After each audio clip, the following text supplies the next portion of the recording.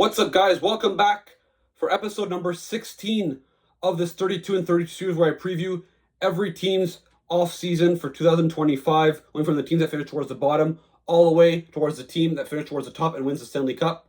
Last episode I did was on the Vancouver Canucks, and today's episode is on the final team that did not make the playoffs this season, their all-Canadian rival, the Calgary Flames. So obviously the Calgary Flames have been a team that's been kind of going nowhere the last year, especially after losing Johnny Gaudreau to free agency and having to trade away Matthew Tkachuk to Florida because he didn't want to re-sign over there. Obviously, when they traded Tkachuk, they got Huberdeau and they got Mackenzie Weegar. Not to mention, they also signed Nazem Kadri in free agency. They were hoping to recreate, a solid team. Unfortunately, it did not work super well, and they've been kind of forced over the last few years to kind of tear this thing down. Last year's deadline, they went super aggressive and traded away guys like Noah Hanifin, Chris Tanev, Tyler Toffoli, Nikita Zadorov, and, they were Elias Lindholm, and they were hoping to maybe tank this season. That was the expectation. They would finish probably bottom 5 in the standings.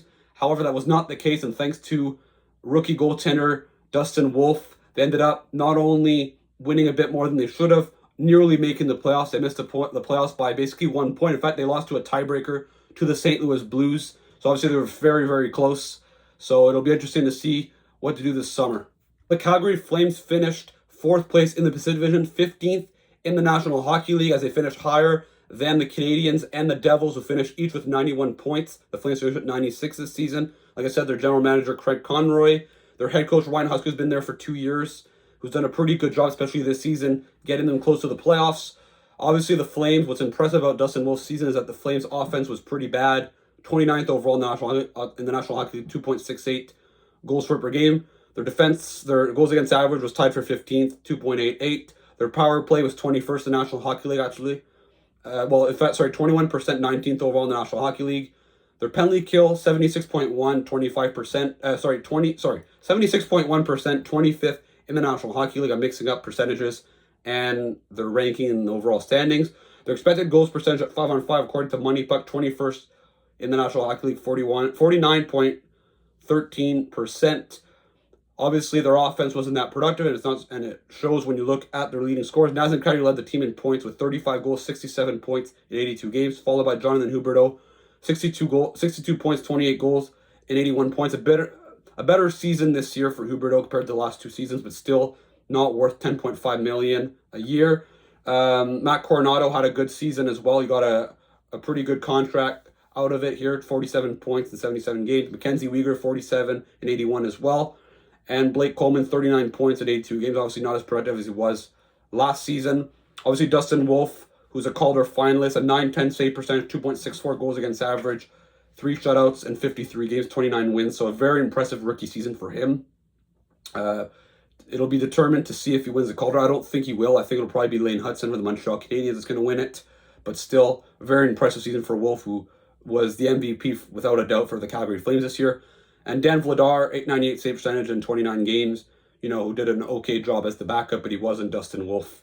The Flames didn't have as great of a record with Vladar compared to with Wolf in net. So now when you look at the Calgary Flames projected lineup for the 25-26 season before all the offseason moves, Jonathan Huberdeau, Nazem Kadri, Connor Zary, Blake Coleman, Michael Backlund, Matt Coronado, Yegor Sharangovich, Morgan Frost, Joel Farabee, who they both got from the Philadelphia Flyers at the trade line exchange for Andrei Kuzmenko and Jacob Pelletier.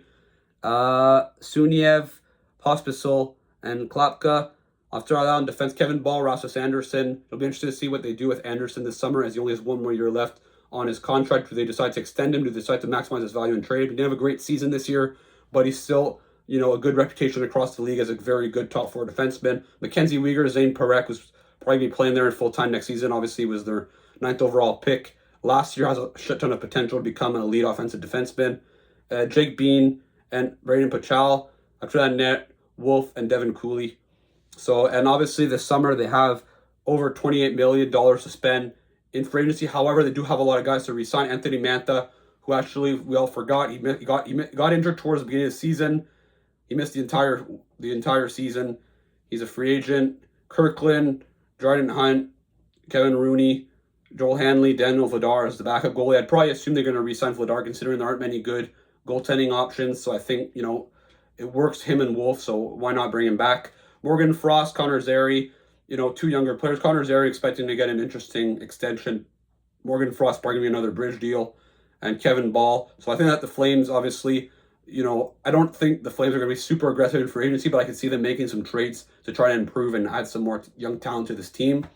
In the system, obviously, Zane Parekh, who was the 9th overall pick last year, like as I said earlier, a lot of potential to become an elite offensive defenseman. Maybe a guy even that could reach potential of a guy like Erik Karlsson, for example, if all goes well. Henry Muse, 74th overall pick in 2024. They had a very good draft in 2024.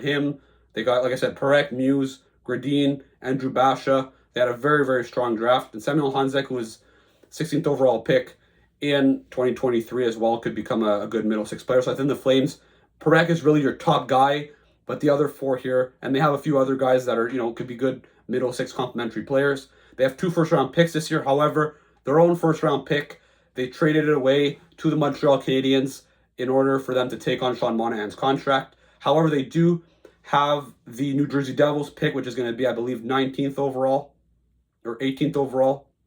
And they have what's going to be either the 31st or the 32nd overall pick from Florida. So, the Flames, and they have two first round picks as well next season. So the Flames are still well set in order to do this retool, which I think is what they're trying to do right now. When you look at the Calgary Flames' needs for next season and long term, obviously, if they want to be competitive next year and make the playoffs, obviously this is a team that doesn't have a superstar forward. They have some good players like Kadri, like Huberdeau, like Coronado, like Zary, but they need more. There just isn't that elite forward. They have some good depth, like line 1 to 4, but there isn't those actual stars. I think a top 4 left-hand defenseman, you have Weegar, you have Rasmus Anderson, at least for now, Zane Parekh, but they need to get, a good top 4 shutdown defenseman, I think, in order to play with a guy like Parekh. Veteran backup goalies, if they decide to let go of Vladar, if they decide to bring him back, that's no longer a problem. And obviously, more youth, more picks, and more prospects. This is a team that's in a retool. I could see them making some trades to get some reclamation projects to see if they can develop in Calgary. I don't expect them to go super aggressive in free agency to get a big-name veteran and overpay for them. Long-term needs, this is a team that isn't, there's a reason why they're retooling is because they're not close to winning the Cup. It'll take a few years. Obviously, they were supposed to tank this year, but there's no guarantee that they're in the playoff picture next season. They could very well fall out and maybe even finish bottom 5. So if that's the case, it gives them a good chance of getting a superstar forward or number 1 center or something, because they don't really have that either. Nazem Kadri's getting older, and Mikael Backlund, same thing. And like I said, an elite shutdown defenseman to play with Zane Parekh. They don't have to do it this summer, but long term, that's something they're going to have to do. They have already their franchise goal, and they already have their number 1 offensive defenseman, I think, in Zane Parekh. They have some good complementary younger players, guys like Coronado, like Zary, etc. So I think the Flames, they have some good pieces, but there's still more that you have to bring on to this team in order for one day to become a contender, which I think is the goal in Calgary. But it'll take longer than probably it should, considering they're kind of still stuck in the middle of the standings. So it'll be interesting to see what Craig Conroy decides to do, because he's going to have to be creative if this team isn't bad enough to finish towards the bottom of the league yet again. Right, so that puts an end to this video. Let me know, what should the Calgary Flames do this summer? Should they keep the retool going or rebuild maybe? Do you think that next season they're going to take a step back or not? Who should the Calgary Flames target through trades or free agency, if you think that that's what they should do?